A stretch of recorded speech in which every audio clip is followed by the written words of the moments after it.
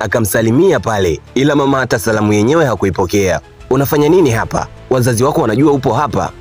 Ndio wanajua mama, nipo hapa kumuona Ahmedi. Kuna assignment nataka nimpe. Oh, kumbe. Ila unaweza ukanipa mimi nikampatia baadaye. Ahmedi akafika pale akasema nitaichukua mwenyewe mama. Naomba dakika 5 peke yake.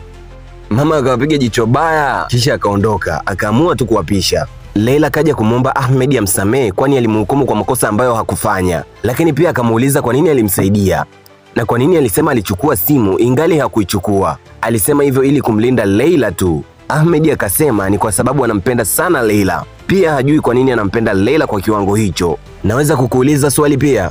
Leila akasema ndiyo. Kwa nini yeye? Kwa nini ulimpenda Mr. Marcus na sio mtu mwingine tofauti kabisa? Kwa nini hukumpenda hata mwanafunzi mwenzako? Leila akasema yeye mwenyewe hajui alimpendea nini. Yaani alijikuta tu tayari kashazama kwenye penzi na Mr. Marcus. Leila, lakini kakuzidi umri parefu sana. Najua hilo. Alafu umesikia kesho tunaenda kituo cha polisi kama kundi. Tunaenda kwa pamoja yani. Ndiyo najua. Elijah aliniambia kila kitu. Leila anasema anaogopa sana kwenda huko kituo cha polisi. Ila Ahmedi akamtuliza akamwambia kila kitu kitakwenda kuwa sawa. Wala asiwe na wasiwasi juu ya hilo kabisa. Katika kubembelezana pale mambo yakajipa bana, makisi yakafuatia. Ukumbuke mama aliwapa dakika 5 peke yake. Kwa huku yupo Elijah na mpenzi wake Shalewa, na wenyewe walikuwa wanaongelea swala lile la kwenda kituo cha polisi kama kundi. Lakini pia Elijah akamwambia Shalewa atakwenda shule ya kijeshi baada ya huu muhula kuisha. Ndivyo wazazi wake walivyoamua na hawezi kulipinga hilo. Ndio kama wanaagana vile, maana hawajui hata kinachofuatia baada ya kuwaambia polisi mkasa mzima. Tunarudishwa tena usiku wa ile pati Ahmedi na Efe walivyokwenda kuwatimua watu na kuwaambia pati imekuisha. Na walitumia blanketi kuufunika mwili wa Mr. Marcus. Huku kwa kina Chinasa leo kaandaa kila kitu kizuri ambacho anajua mama yake huwa anapenda kula. Meza imependeza kinoma yani. Chinasa, vyote hivi umeandaa mwenyewe?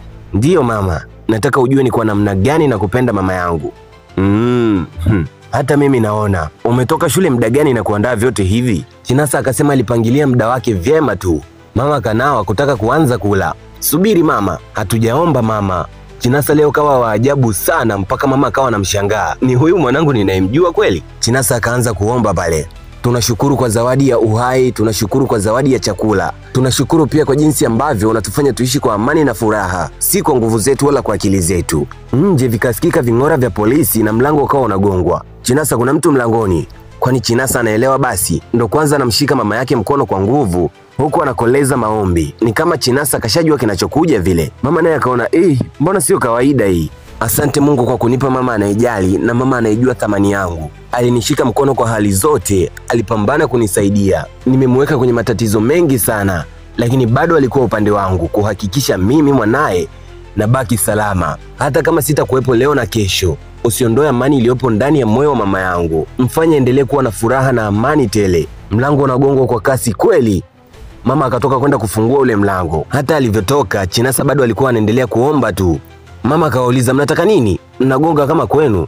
Kumbe walikuwa afisa wa polisi bana.